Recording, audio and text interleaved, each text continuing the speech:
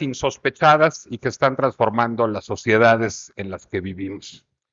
Este año nuestro tema, y vale la pena que cuente esta provocación aquí, surgió de las páginas de espectáculos.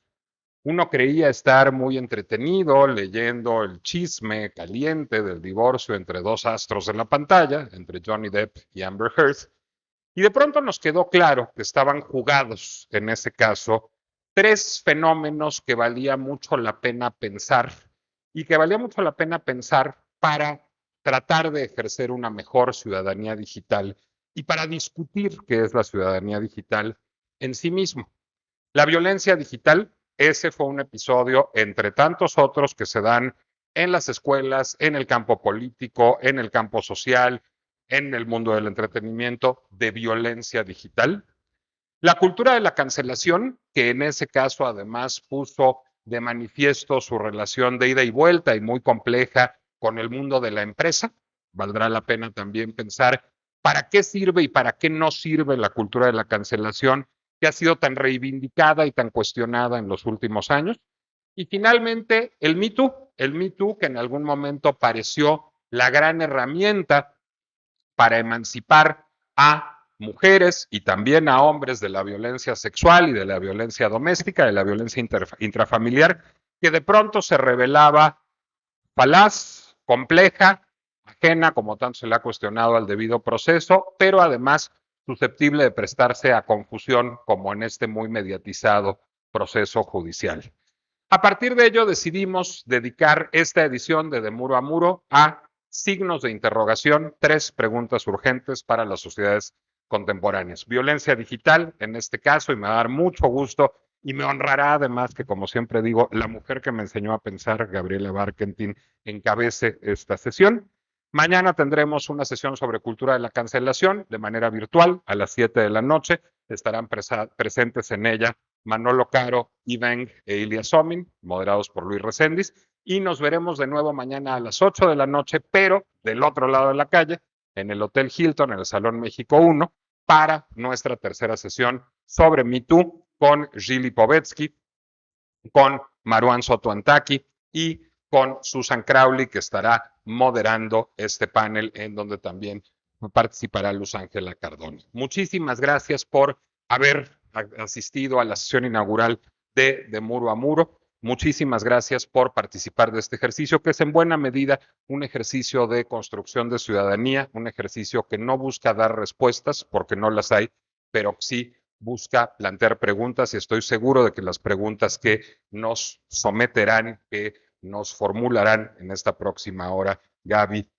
Rasha y Sheri, nos harán salir de aquí a discutir con nosotros mismos y a discutir con los demás, que es el objetivo de este coloquio. Muchísimas gracias y adelante, querida Gaby. Gracias, gracias Nicolás, y gracias a todos por estar aquí esta noche. Bueno, ya saben que hay traducción, porque van a hablar en inglés, sobre todo quienes me acompañan aquí en la mesa, y vamos a tratar de llevar la mesa lo más ágil posible para que, si nos da tiempo, que ojalá así sea, podamos tener también una serie de preguntas y respuestas. Mi papel va a ser sobre todo de conducir un poco la conversación y resaltar algunas de las preguntas que nos hagamos en esto cuando estamos hablando de violencia digital. Y de verdad, Nicolás y a todo tu equipo, felicidades, porque de Muro a Muro se ha convertido ya en un referente aquí en la FIL. De verdad es que a mí me da mucho gusto. He podido estar ya en algunas de las mesas en algunos de los años, y de verdad a mí me parece que es muy importante. Entiendo que se está transmitiendo además, ¿verdad, Nicolás? Se está transmitiendo también, entonces, bueno, pues a quienes nos están viendo desde fuera, por supuesto, también mandamos por ahí un abrazo. Y voy a presentar a quienes nos acompañan en la mesa. Está aquí de mi lado izquierdo Sheri Bauman. Ella es psicoterapeuta y profesora de la Universidad de Arizona. Trabajó más de 30 años como consejera escolar en escuelas públicas. Sus temas de investigación son el acoso, el ciberacoso y el bullying entre niños y jóvenes, y la respuesta de los maestros. Es autora de Ciberacoso político, perpetradores y objetivos de una nueva agresión digital, y coautora de Reducción del ciberacoso en las escuelas, mejores prácticas internacionales basadas en evidencia, entre otros. Un aplauso para Sheri, por favor. Bienvenida.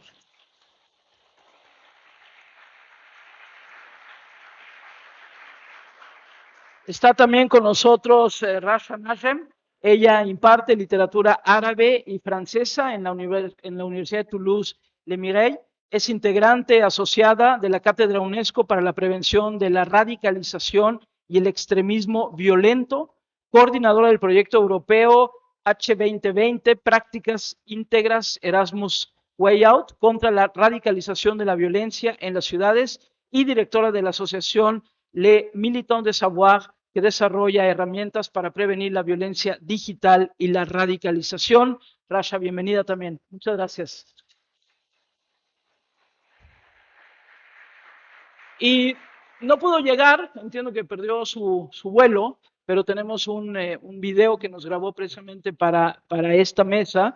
JulianFuks, él es doctor en literatura por la Universidad de Sao Paulo, ha publicado novelas y cuentos en 8 idiomas y varios países. En 2012 fue elegido por la revista británica Granta como uno de los 20 mejores escritores brasileños de menos de 40 años.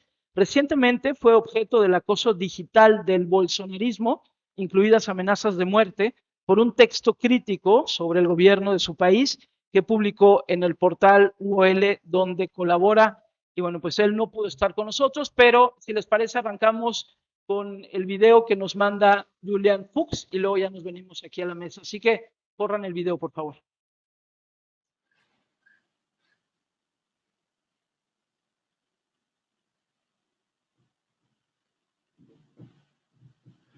Hola a todos, es una alegría estar acá con ustedes, poder contar un poco de mi historia y de mis pensamientos sobre este tema tan urgente que me trae. Una pena que no pueda estar directamente ahí con ustedes, pero acá puedo, por lo menos de otra manera, nos acercamos, ¿no? Eh, el comentario que tengo que hacer pasa por la brutalidad de este mundo y del país en que vivo, Brasil, que es algo que nunca debería dejar de provocar una indignación, un shock, y nunca se debería confundir con ningún tipo de normalidad, nunca hacerse cotidiana y banal, ¿no?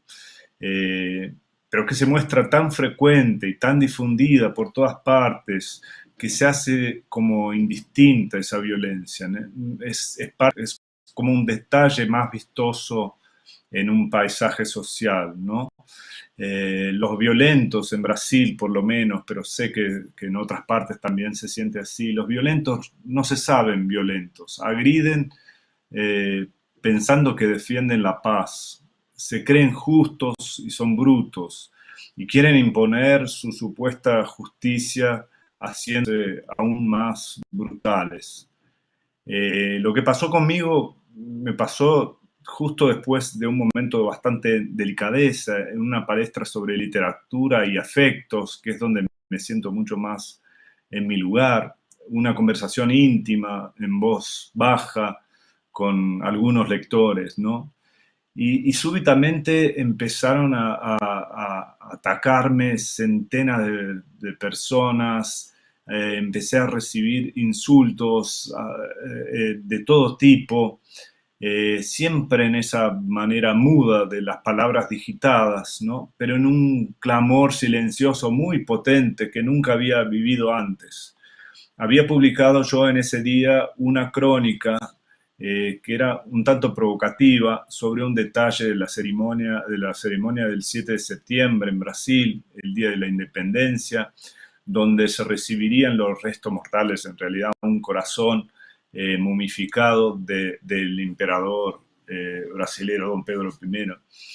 Y en esa crónica yo usaba la palabra terrorista, decía que se necesita un terrorista que cambie la historia con un gesto sutil.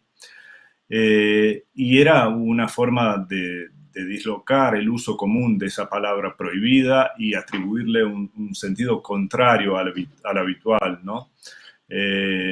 Durante todo el primer párrafo explicaba que sería un terrorista sin ninguna violencia, con total aversión a la brutalidad y etcétera, etcétera.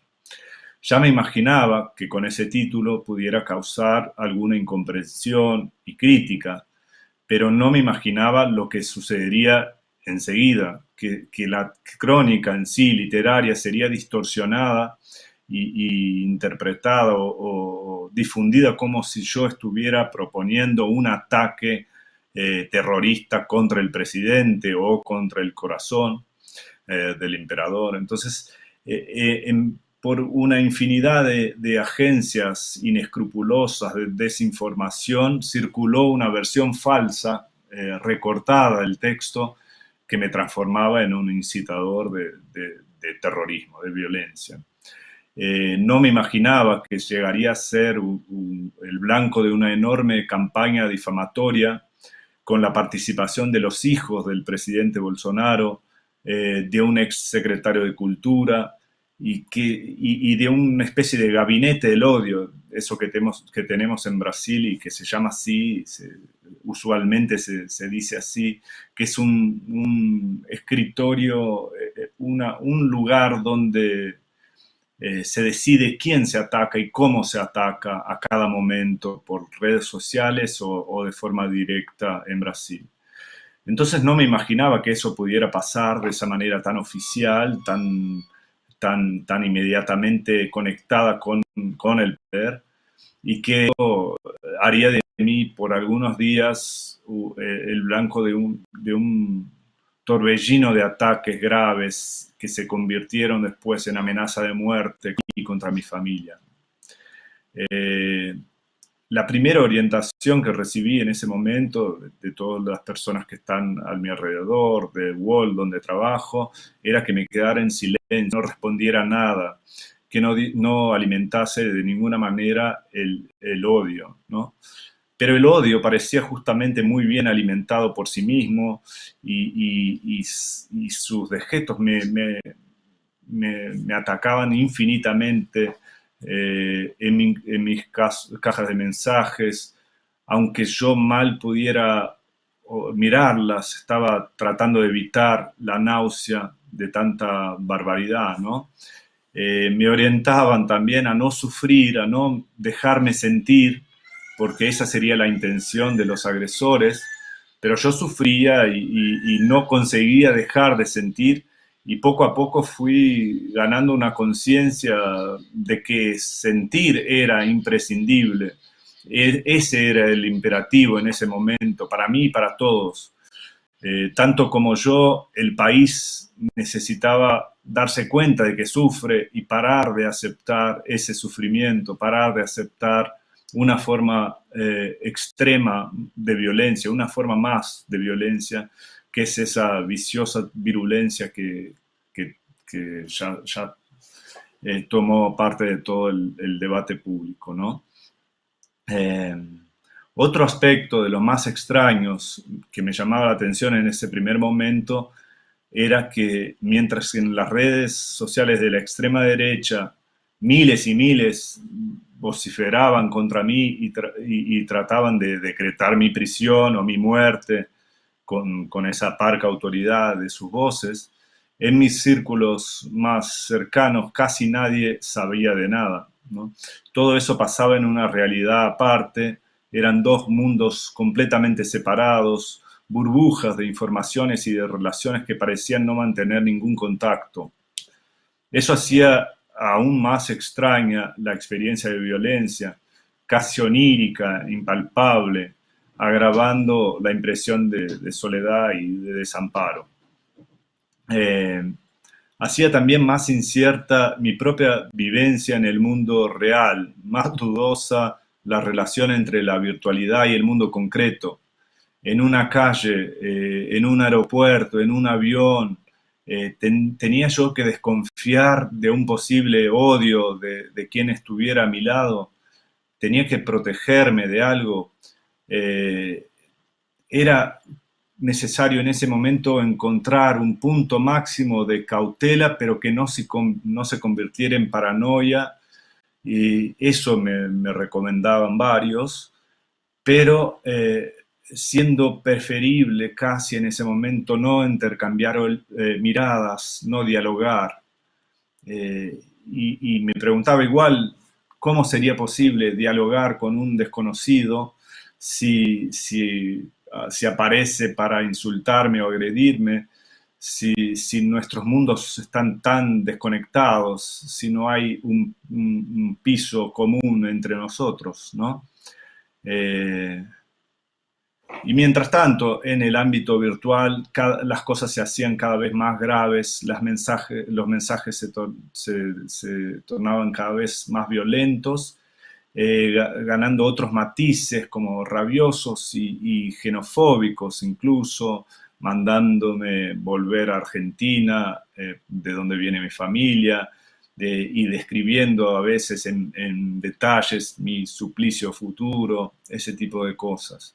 Y en ese momento llegó una amenaza más seria, más grave, que los que acompañaban conmigo evaluaron así, que era un hombre con un documento militar que se presentaba oficialmente y mandaba fotos con armas pesadas y me decía que, bueno, me iba a matar a mí y a mi familia, ¿no? En ese momento fue que cambió la estrategia. Ahora no era más el silencio lo que me cabía hacer, sino una reacción, una toma de posición en público, una acusación, y ese momento justamente cambió todo, ¿no?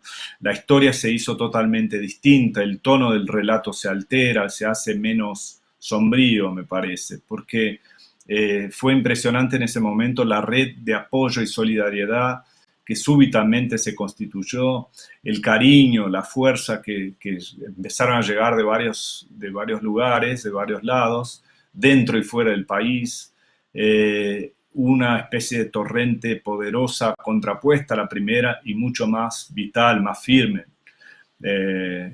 Entonces, si en el primer momento ya contaba con la ayuda de amigos, de editores, de la gente que me ayuda en esas cosas, en ese segundo momento me di cuenta de la existencia de una serie de grupos e instituciones en defensa de la cultura, del periodismo, la libertad de prensa, los derechos humanos, y grupos que luchan día a día para justamente oponerse a la brutalidad, a la violencia que existe de tantas formas, ¿no?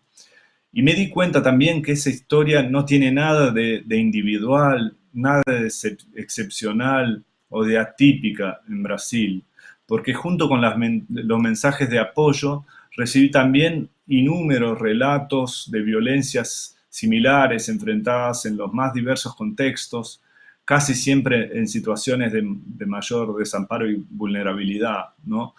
En cada parte de Brasil, real y virtual, hay una perseguición brutal del pensamiento divergente, una forma de cercenar libertades, no tanto por vías oficiales como fue en mi caso, en alguna medida, pero difundida como un ataque mezquino y cotidiano contra cada uno y contra todos.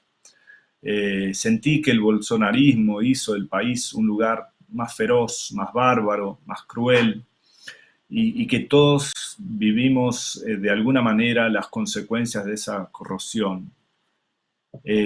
Ignorar o minimizar ese estado de cosas, naturalizando la violencia y aceptándola como parte del embate, no me parece ninguna solución. Es nuestra rendición a la brutalidad, nuestra entrega colectiva a la soledad y al desamparo. Me parece mucho más fundamental en este momento afirmar una recusa terminante a esta violencia corrosiva, con un grito que no puede ser solitario, en un grito común en que todos, que me protejo yo y todos nos protegemos, en esa colectividad que cambia el tono de la historia, ¿no? Estamos juntos, aunque a distancia, tenemos que estar juntos para combatir un grado tan extremo de perversidad. Sufrimos, y para mí eso está muy claro, es importante admitir que sufrimos, que sentimos ese dolor comunitario que está en esa violencia y que se propaga desde esa violencia. Me parece muy necesario sentirla en toda su intensidad para que decidamos juntos, el país entero o el planeta entero, que ese no es un dolor tolerable. Gracias y espero alguna vez estar junto con ustedes.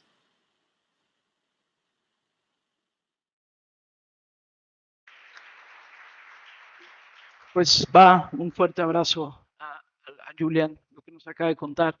Y me quedo mucho con esta parte de lo que la violencia y la violencia digital significa también como dolor. O sea, yo creo que lo que más trasciende de lo que nos cuenta de su experiencia es esto, el dolor, dice la brutalidad, dice el cómo te vas sintiendo menos. Este grito dice que no puede ser solitario, pero cómo se va sufriendo. Y en muchas ocasiones quienes hemos sufrido también de esta violencia digital, pues hay quienes te dicen, no pasa nada, solo es Twitter o solo son las redes, no pasa nada. No, sí pasa, y sí hay afectaciones, y hay afectaciones personales que son muy fuertes. Así que, pues gracias por este testimonio y te pido, Sheri, si vamos contigo, por favor, adelante. Thank you. I'm really delighted to be here, a part of this panel, and particularly listening to Julian just a moment ago. What I was thinking was, this is horrible. This is awful. How can human beings do this? And then, but I'm not surprised. This is the sort of thing that the digital universe has become. It's a cruel place. And I want to talk about some ideas about things we need to keep in mind as we struggle with this issue of digital violence and digital aggression. And the first is that aggression is in the human DNA. It's part of our composition, our biology as humans. And that means when you think back to our ancestors, over long periods of time, we've invented more and more lethal, frightening ways to inflict this kind of violence. And now we have a new tool in the arsenal. So it's important to realize that humans do have a need and a skill for aggression that maybe we have outgrown, but it's part of our biology. The other thing is that belonging, being part of something, is also a human need. When you think back to an infant, a human infant, they can't survive without others, without family, without nurturance from people around them. And that continues through our lives. We are a social species as well. So belonging is another basic human need that affects what's happening. We'll get there. Human groups are also hierarchical. There's a ladder, and we talk about that. The person at the top is the boss or the king or the president or whoever, but then we have layers. And this need for power and status is also another human trait that's important and comes from our ancestry. Perhaps we're early man and there's a cannibalistic creature coming for us. We need to do something and we need to do it quickly. If we sit down and have a consensus and a debate and a discussion, we might all be dead. So we need to have a way to a hierarchy of power and decision making. Interestingly, recent research in particular has tried to identify personality traits, that are common among people who commit digital aggression. And it's a little scary because the trait that has repeatedly been shown to be very closely associated with digital aggression is sadism, an enjoyment of others' suffering, which to me is very frightening to think that there are that many people who think that way. Also, they find that narcissism is associated and psychopathy, but not as strongly as sadism. Now, that doesn't mean that they're going around torturing people every day, but there's something in their makeup, in their personality, that leads them to be pleased when they see someone else suffering. Also, it's important to know that negative, hostile, offensive content whether it's on a news site or in social media, is seen, viewed, liked, shared. It's spread very quickly, much more so than neutral or positive. And that's important when we think about who makes money and how they make money. So the more likes, the more viewers, the more advertisers will support their venture. So if the offensive, derogatory, cruel posts are what do that, social media companies say, okay. The digital universe isn't very closely regulated in most parts of the world. And as a result, there's very little constraint on the kinds of content. There are rules, but they're easily broken and they're easily evaded. And the mechanisms to try to control that are ineffective at best. We have artificial intelligence, we have human moderators. They can't manage the volume with the amount of personnel they have right now. So I want to talk for a bit about some theories, psychological theories that have been proposed to kind of explain cyber aggression. And the best known one is called the online disinhibition effect. And this was proposed in 2004, which becomes important because think about when most of the big social media sites became widely used, and that's after that. Anyway, his idea is that when we're online, we're anonymous. And so the rules that apply in our real life or offline life somehow don't apply. We feel freer to break those rules, to do things that we would never do face to face. So the anonymity is a key part of that theory. The other thing is that they feel as though this theory suggests that we have compartments in our mind. We compartmentalize and say, here's our online self and here's our offline self. And they're not the same. So when I do things online that maybe I wouldn't do in face to face, it doesn't matter. It's not me. It's this other me.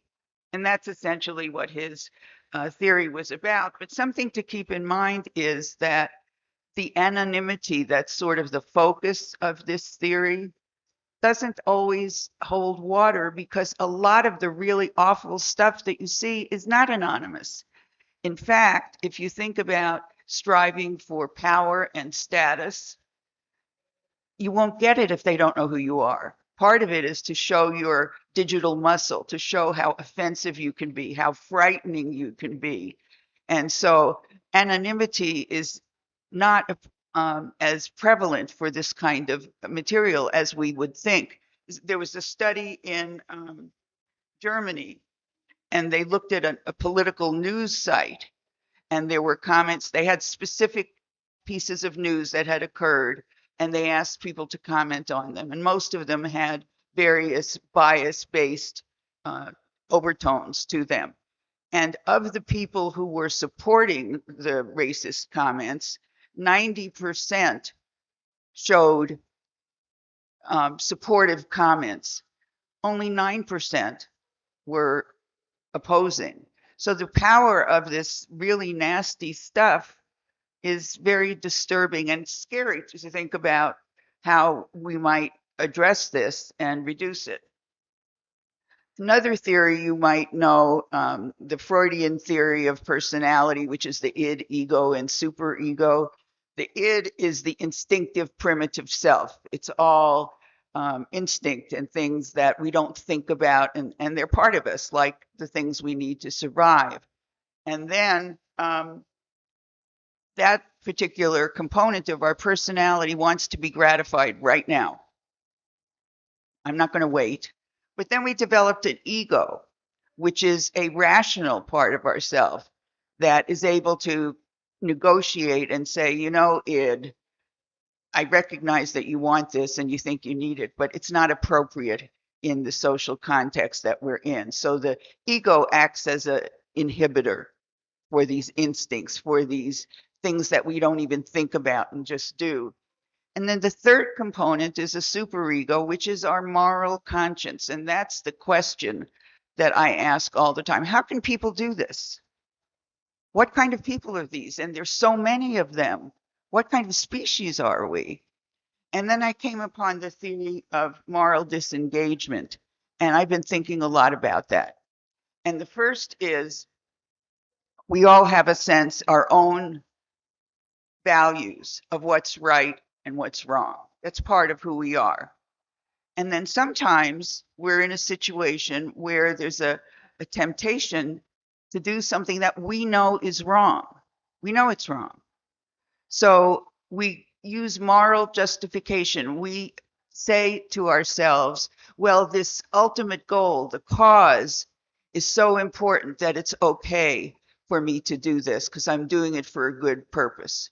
For example, most people would say it's wrong to kill someone, right?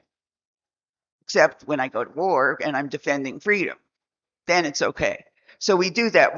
And some people are conscientious objectors and would not do that. But for many people, this higher purpose, defending something that they believe in, allows them to go against their own values. And another one that's important is I don't. Oh, okay. I can talk for days about this stuff, and I'm sorry. And I timed myself, but somehow it's gotten away from me, and I apologize for that. Anyway, be aware that that these people who do this don't necessarily believe that they are doing a bad thing. They're saving the world, or they're doing something really positive. And there are other kinds of tricks we play on ourselves to do it. And if we don't address those, it's very difficult to get people to change their behavior. So given that I've exceeded my time, I just want to say that in order to address this, I believe that one of the most important things is for social media companies and governments to get together and put some regulations, reasonable regulations, restrictions, so that this doesn't happen as easily and as often. It's harmful. We heard from Mr. Fuchs how harmful this is, and he's not the only one. So keep those things in mind if you would, and thank you for listening. I appreciate it.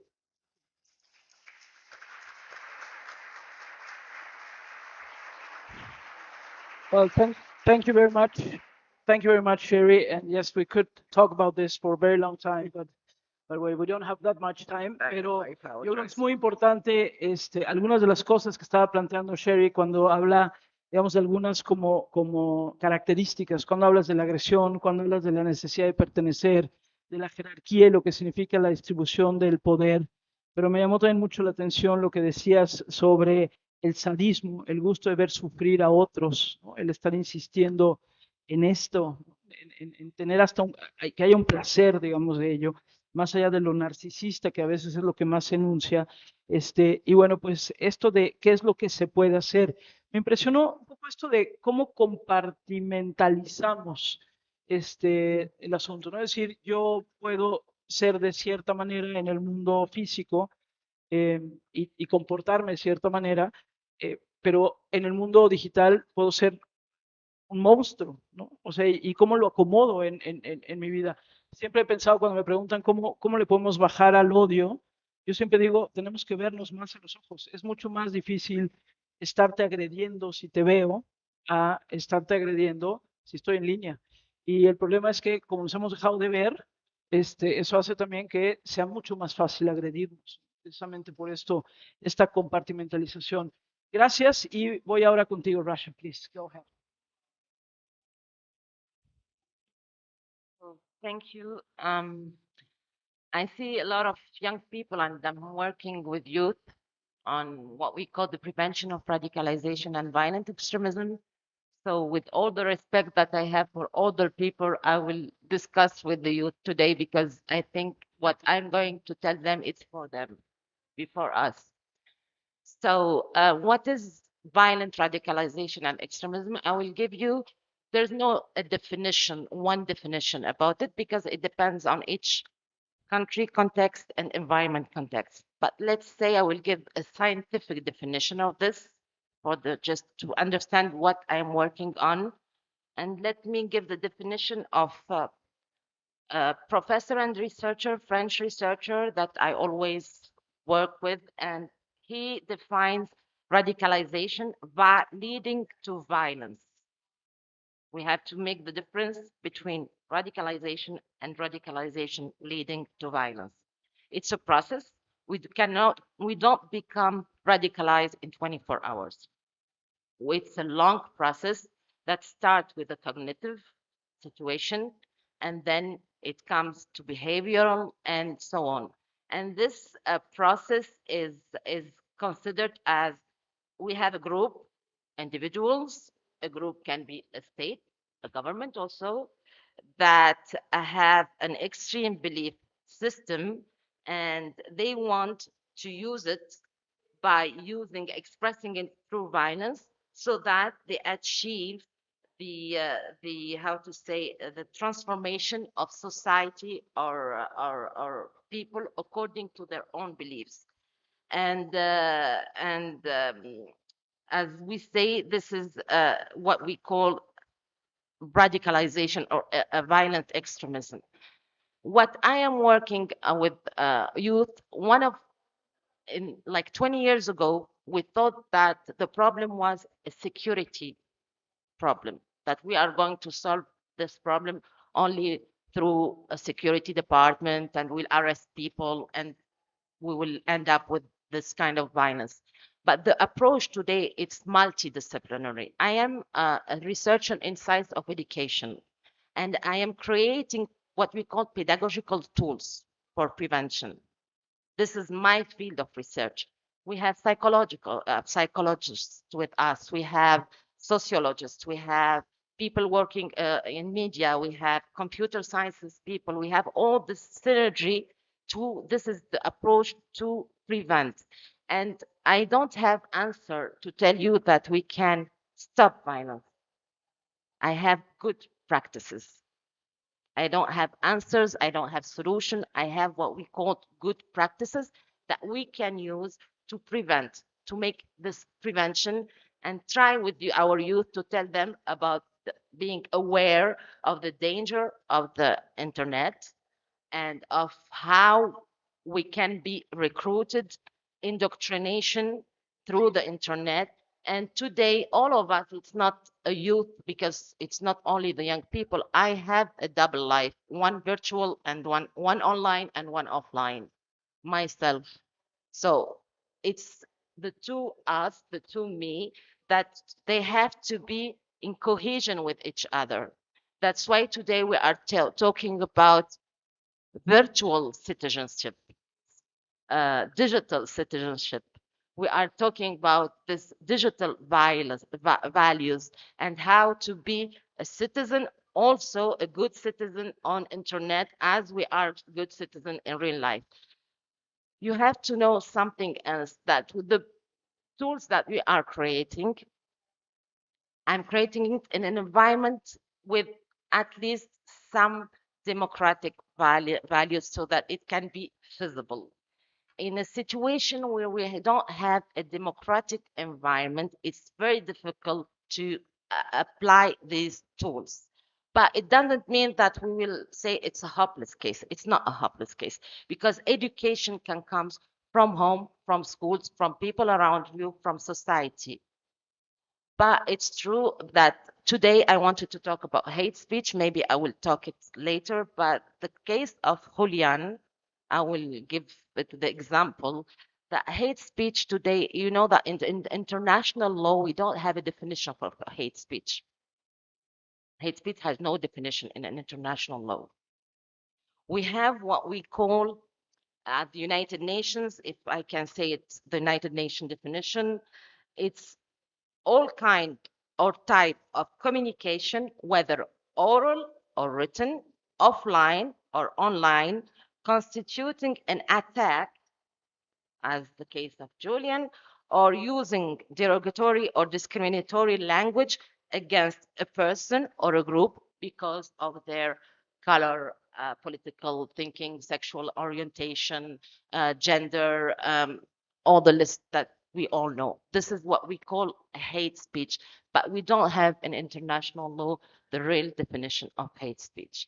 And what Julian have lived is kind of this impact that we use to fight people. Or today the war is on the internet. The war against democracy is on an internet. The war against freedom is on internet, because not only it's true that all the youth, young people are internet. Even my 10-year-old boy today, he's using games, this Nintendo, I don't know what games, and I'm watching it because even through games now you can go into conversation, and we are using games to disseminate extremist ideas.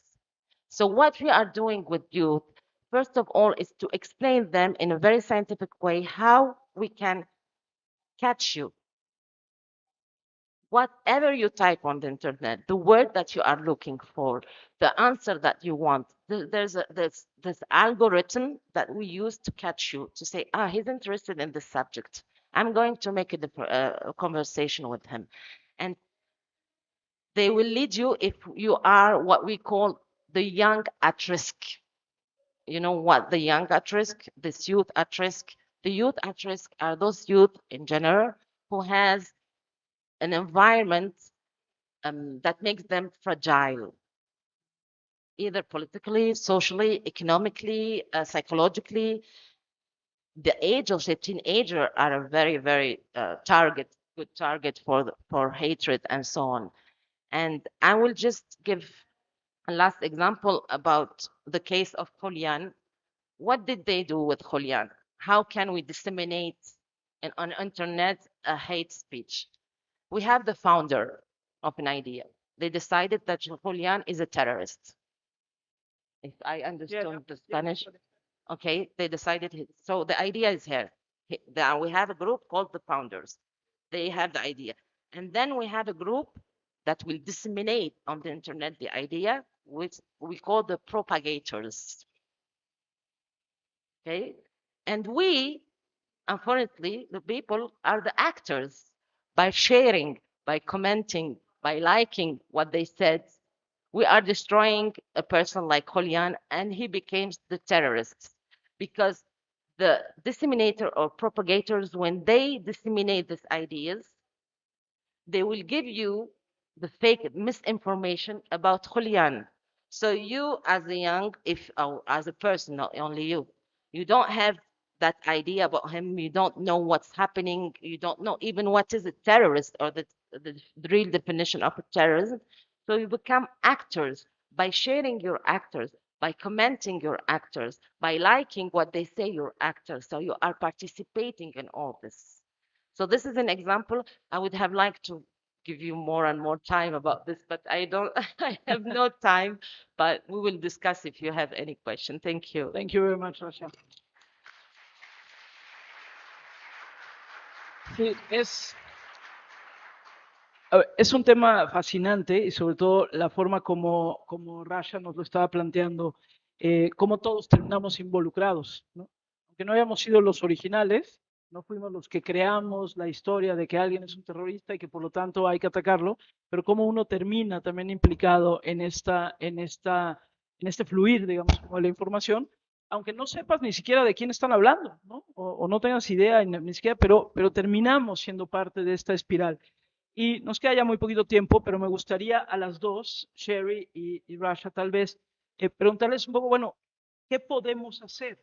Decías, Sheri, hace rato hablabas de regulación, de que los gobiernos y las compañías digitales o de tecnología deberían de hacerlo, pero ¿qué se puede hacer? Si pensamos que, por ejemplo, Twitter ahora está en manos de un Elon Musk, que lo que quiere es que todo fluya y que no haya ningún tipo de límites ni nada, más bien pareciera que estamos caminando en otra dirección. Entonces, me gustaría tal vez un ejemplo, Sheri, de algo que podamos hacer, y lo mismo para ti, Rasha. ¿Qué podemos hacer? Un ejemplo de qué podemos hacer. Sheri. I can tell you that in England, they have much stronger regulations around hate speech and other types of digital violence, and there are penalties people have served jail time. They've been fined for breaking the law. And that, I don't like to think of things in a punitive way, but it seems like there's no other way to do this. And also to draw parameters around what's acceptable. It just seems as though it's like the Wild West in the US when they were expanding the country and there were no sheriffs and no anybody to enforce anything. So people did whatever they wanted. And the companies are in this to make money, and they're making billions of dollars when you read about it. They're not going to on their own decide to make any kind of meaningful changes in the way those sites operate. And I think ideally, I would hope that governments, not just in one country, because, for example, a lot of the social media companies are located in the US, but they're used all around the world, that if those companies and governments and interested citizens, the community, would have a genuine dialogue, as you say, face to face, talk about the pros and cons, listen to each other, and be open to maybe I have to change my opinion just a little bit on this. It's not going to happen overnight, but I hope there's enough outrage expressed when we see a situation like the one Julian experienced that people will be motivated to take a stand and advocate for these actions. Thank you, Sheri. Rasha? So I will be back to my academic here just to give you some good practices that we will use. First of all, we have to raise awareness of the cyber hate practices on the net. How can we, what are the practices using to raising awareness? Sorry. And then the risk of fake news, misinformation.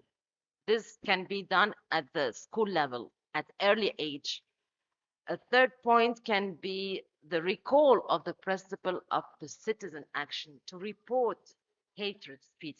What does it mean? That means that when you are on the internet and you see as young or as adults, for instance, this is what I say even to the young, very young people.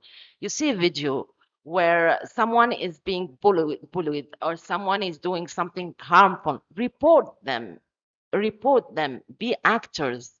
Don't just watch and say it's okay, because this is what we call viral. It will nourish other young people who are not having this awareness about the risk of internet.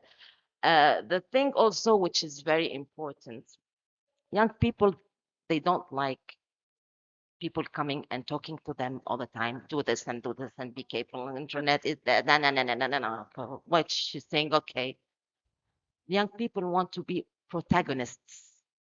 They want to be actors.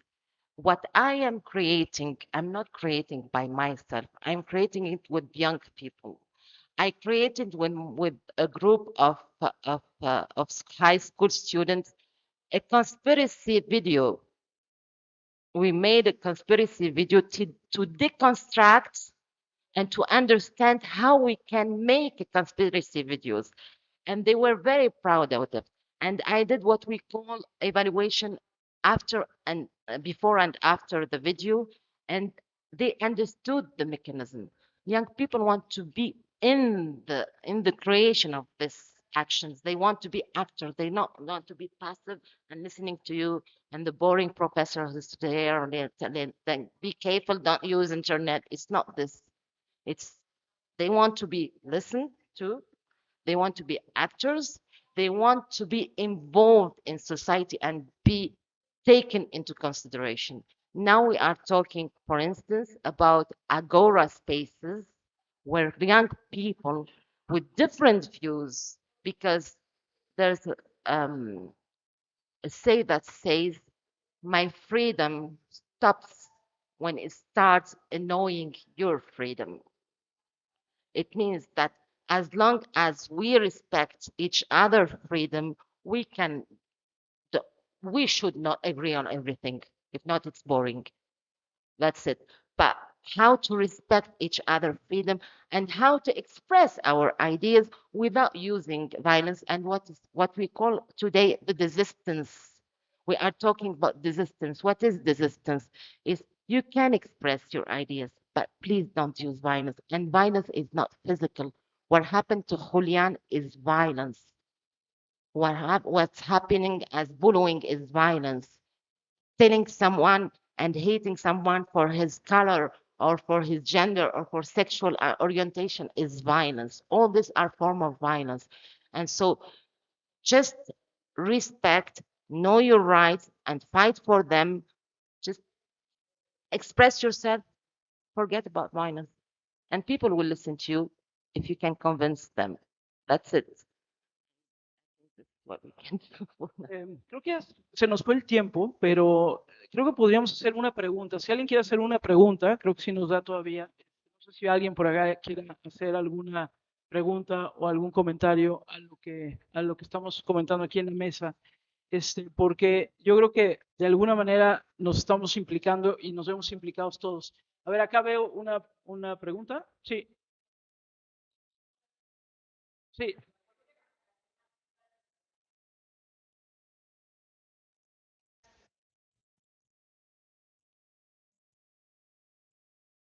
Buenas noches.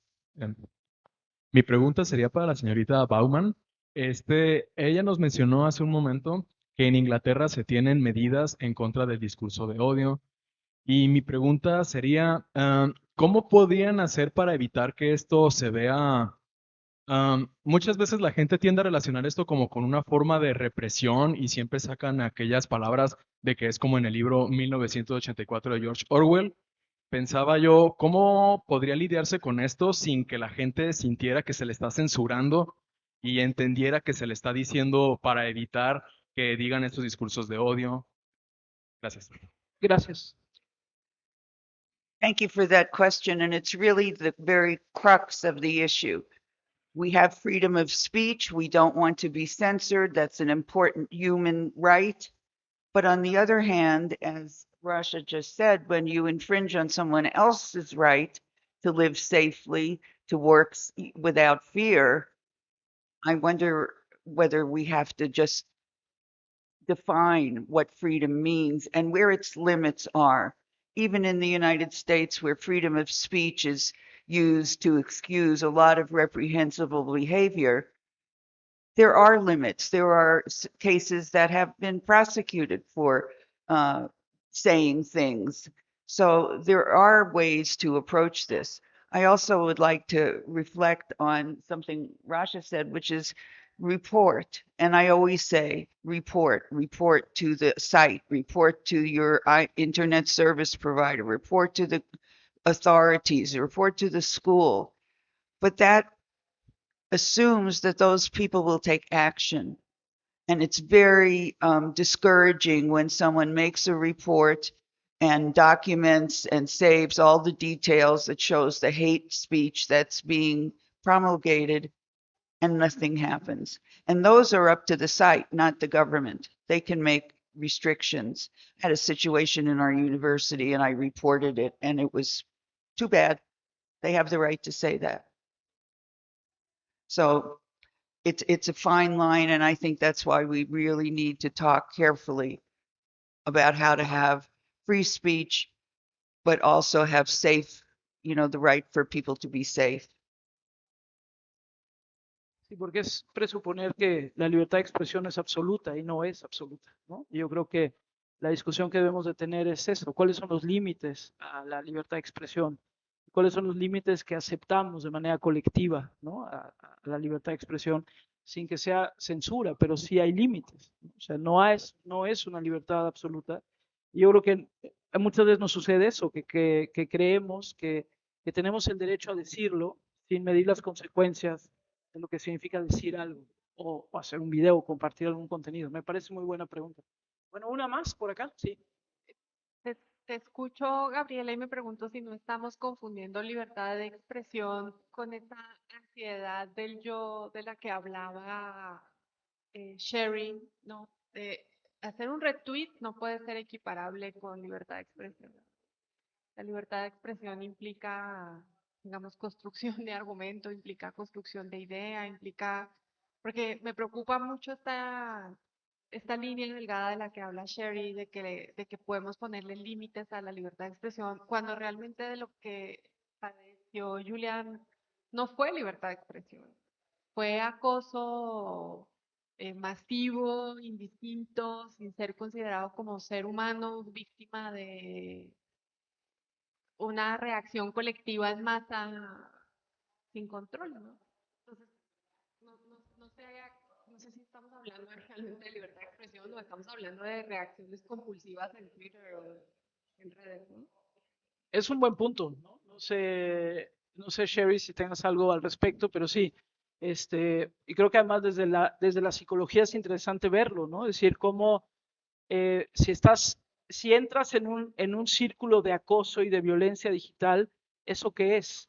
Eso fue una, digamos, como, no sé, como una explosión del yo, o qué fue, ¿no? Es una buena pregunta.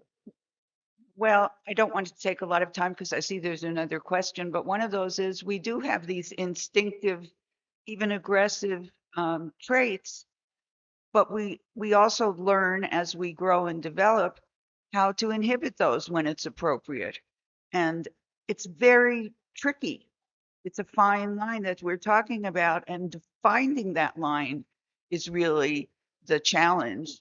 And we haven't gotten there yet.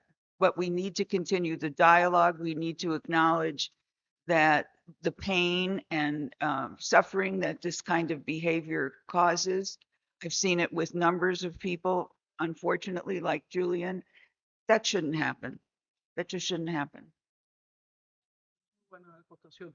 Dos más, nada más, sí, porque a ver si eso nos puede There's decir. someone back in the back who's been. Hola, yo tenía una pregunta que hablan sobre, bueno, las dos un poco sobre la regulación de que a lo mejor del gobierno, sobre el discurso de odio o el bullying, y quería ver si alguna nos pudiera dar una opinión, ya que ustedes son extranjeras, que mucho, cómo es como nuestros retos como ciudadanos, nosotros aquí en México, donde viene, en ocasiones viene desde nuestro gobierno, hay actores, nuestros gobernantes entran en estos discursos, en estas dinámicas. Entonces, si nosotros lo estamos viendo desde nuestro gobierno, desde nuestros gobernantes, ¿cuál es nuestro reto como ciudadanía de identificar o de atacar esto? Porque aquí en México, pues, nos pasa. Muy bien, buena pregunta. And elsewhere, Sí, like sí. the United States. Sí. I think that's Ah. very damaging because these people are role models. And when people see this, they behave that way. Why shouldn't I? Rasha? Yeah, the situation, as you said, is the challenge is bigger when the government itself is the one who is spreading. I'm not talking about a special country, but I mean the case of Julian, the one who are spreading the hate. And this, as we see, it's not the case only in some country, but you can see that in Europe today, the growth of far-right extremism and discourse. And if you, as someone who lives in France, in the last elections, presidential election, and I come back to freedom of expression, we had someone called Eric Zemmour, this far-right extremist who used a discourse of hate under the name of freedom of expression. And he used this tool, especially on a security issue, migration, refugees, people that coming, they are not French, change your names, all this movement that is growing now against different people or minorities and so on.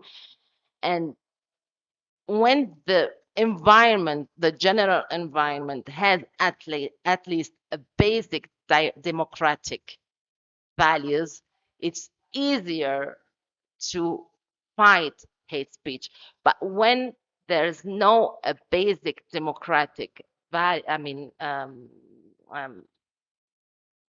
yes, in a country, it's the challenges is bigger.